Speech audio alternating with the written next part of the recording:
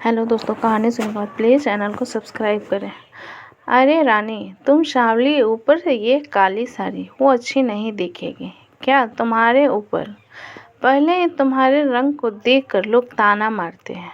पूरब रानी को बोला, देखो ना पूरब, मैं बोलती तो कहती, सास बोलती रहती है हमेशा। ऐसा लगता है जैसे कौवे को काला टीका लगाया। पति और सास का बोलना सुनकर ज़रा उदास हो गई।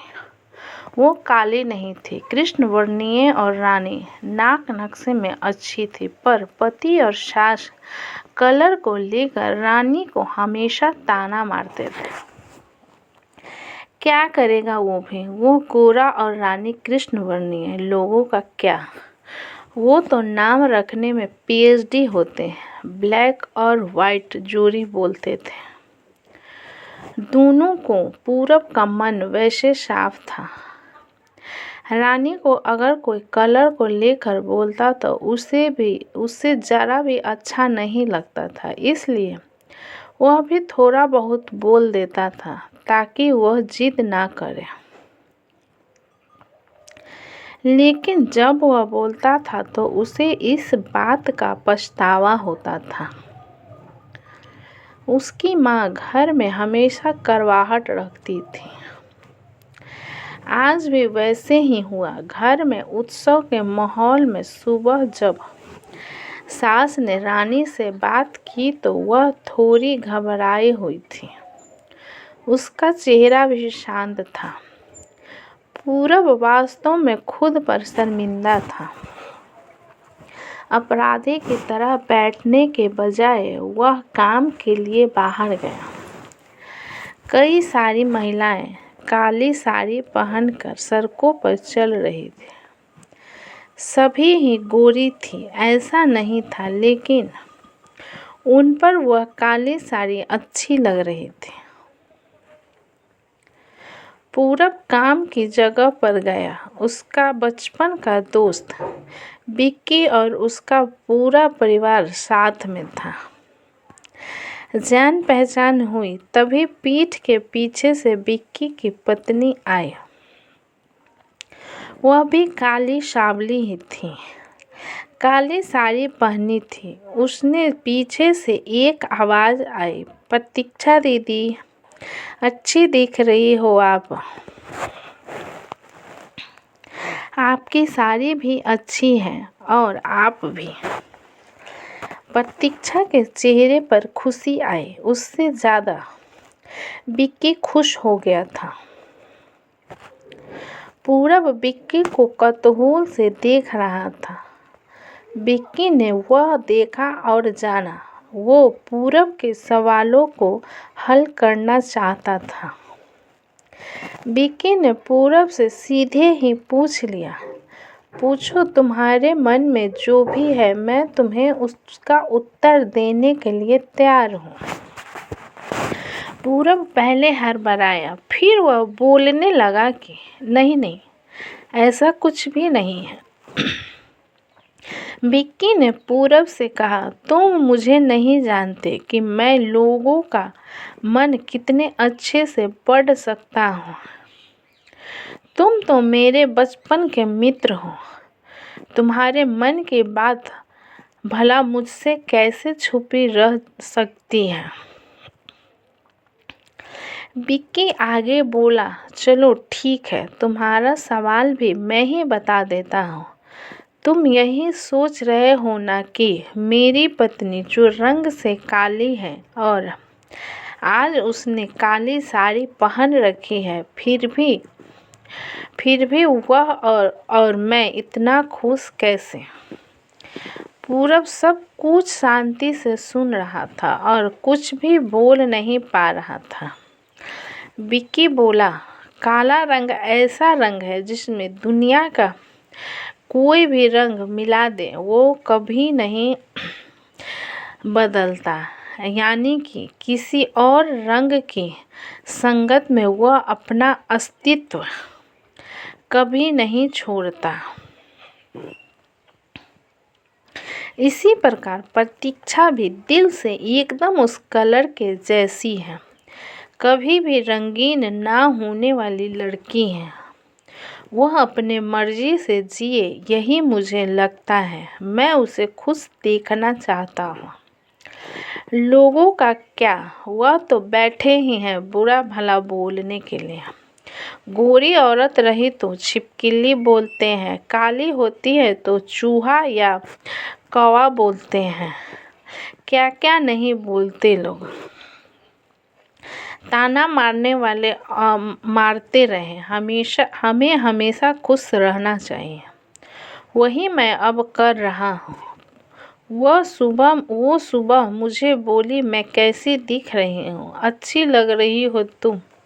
ऐसा बोलने पर उसके चेहरे पर वह कोलगेट स्माइल देखकर मुझे सकारात्मक ऊर्जा मिली। घर से बाहर निकले तो सभी बोलने लगे कि अच्छी लग रही हो भाभी। हम दोनों ने अच्छे मन से यह बात सोची। कोई न कोई ताना मारने के लिए बोला ही होगा ना। उस वजह से जीने की दिशा क्यों बदले। पूरब को उसके घर का सुबह का माहौल याद आया। वह खुद पर ही चीर गया। उसे लगा वो सचमुच में गलत था।